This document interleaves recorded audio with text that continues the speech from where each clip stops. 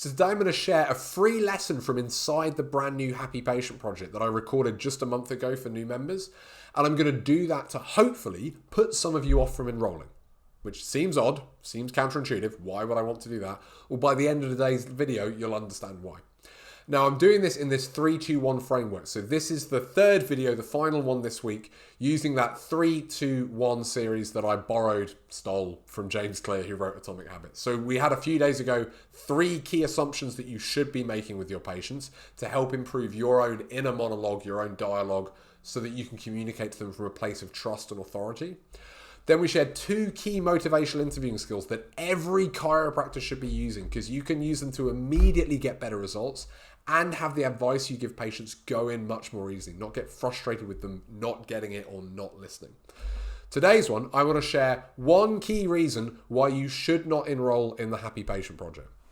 Now, enrollment's going to be opening up on Monday. It's only going to be open for a few days, but hopefully I'm going to put a few of you off. And I want to do that because I want the people who join to do it for the right reasons, to do it with the right approach and the right mindset, because they're the ones who are really going to succeed.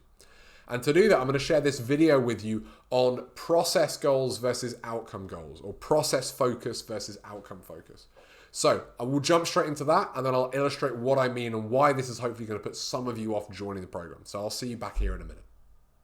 Hi, and welcome back to this next video. Here we're going to be talking all about the difference between process versus outcome focus. This is a really key concept that I didn't know for a long time. Could have helped me avoid a lot of unnecessary stress and wasted effort.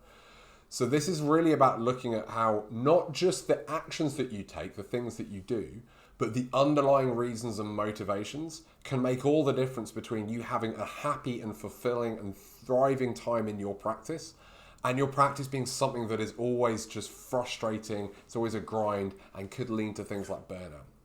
So we're going to talk about the difference between these two here, why it's vital we understand that, and which one you want to be focusing on if you're going to make this a much, much easier time with far less frustration.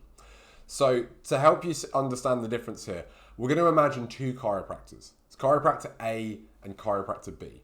Now, chiropractor A, they decide that they want to have a practice they love working in every day. That's their focus. That's their goal that they're working towards. So they think, I want to turn up and enjoy every day and have a nice time and have fun seeing my patients. I want to wake up looking forward to going to work.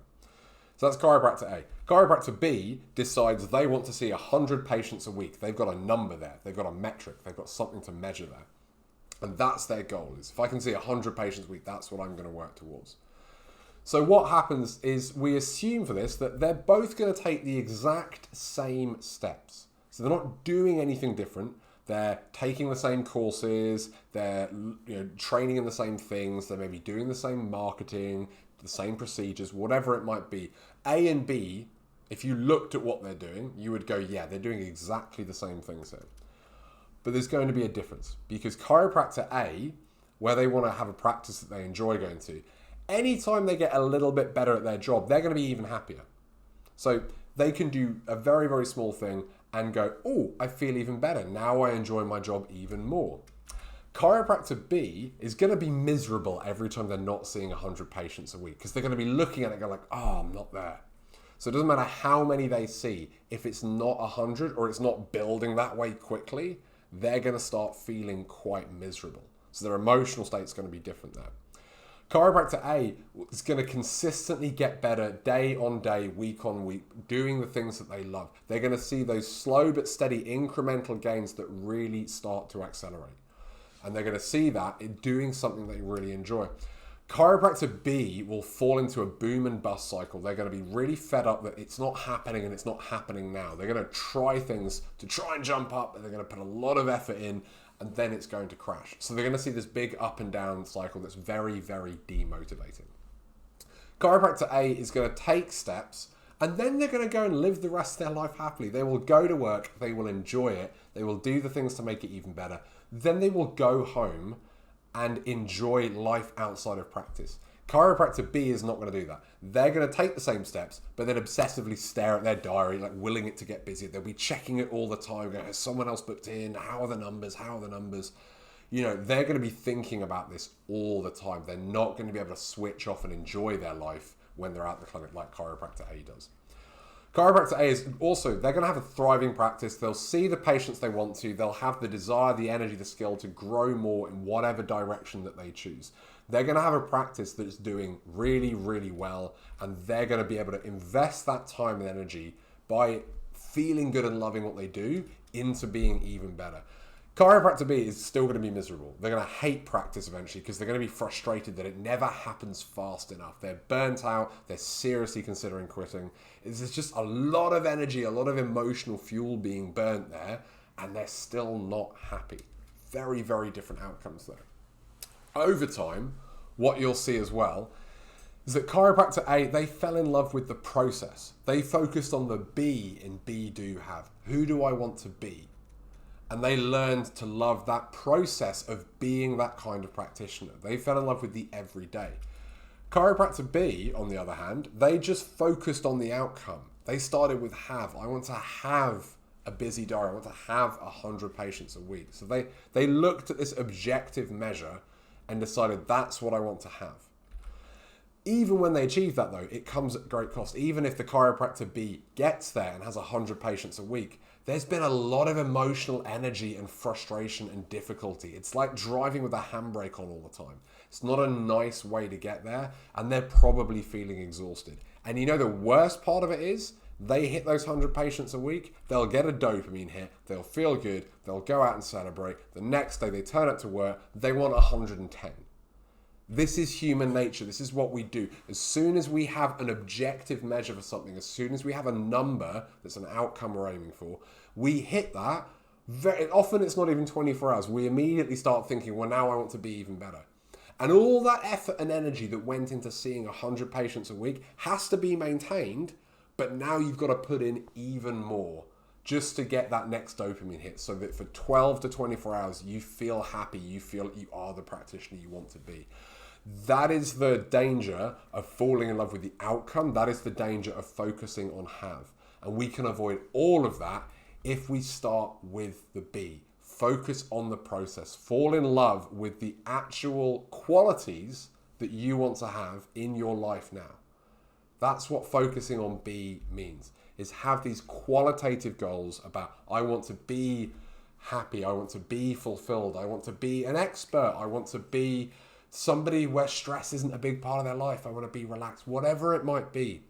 Focus on that, fall in love with the process of being that kind of practitioner, and over time you will get much better results for far less effort, and you'll be far more fulfilled. You can avoid things like frustration and burnout. So I want you to think about that. Go back to the Be Do Have. Maybe you want to add some more notes now, having thought about where they could be leading you, and you'll see why we need to focus on the process and fall in love with that, not the outcome.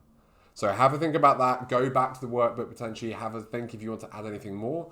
And then I'll see you in the next videos. We're going to start to go through some concrete steps that you can take now to guarantee your success throughout this course and any other course that you take for the rest of your life. So stay tuned and I'll see you in that video. So welcome back. Why did I share that lesson with you and why am I hoping to put some of you off? Well, the reason is I'm looking for people to join the Happy Patient Project who are process focused, who enjoy the process of learning how to improve their communication. What I don't want to do is sign up anyone who's so in love with the outcome but doesn't want to do the process, because you are not going to have a good time, you're not going to enjoy it, you're going to be frustrated, and you are not going to get the same results. Now, if you wanted to enroll just to get some quick fixes, some tips that didn't take any effort to implement, some quick wins, you can do that and you will get them. And you will probably look back and go, that was great value. That's going to inform the rest of my career. But what it's not going to do is really give you the transformational change that I know is possible, because I've seen it happen for member after member after member who go through, complete the course and tell me it's transformed their practice. They've fallen back in love with chiropractic. They've rediscovered their why.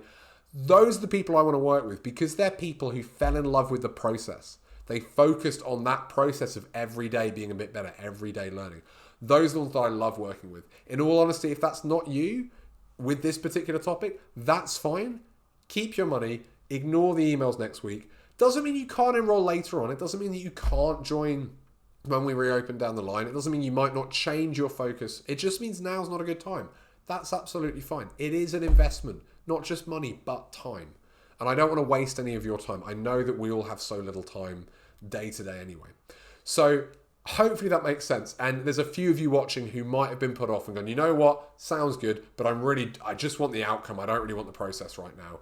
And that's fine. And if you change your mind in the future, let me know, because this isn't your only opportunity. I will open enrollment again later in the year. But if you do think that's really what I want, I love the process, I'd love to actually learn how to do this, I'd love to get better every single day and really grow, then keep an eye out, because that enrollment is going to be opening on Monday morning. I will send you an email when it's live, all the details there, plus a way to get a little early bird, because the first few people who jump in, there's a little extra discount for you as a reward. So that'll be opening on Monday. It's through till Friday, and then we'll close again. Any questions in the meantime, though, just shoot me a message. Otherwise, I'll see you soon for another video. Take care.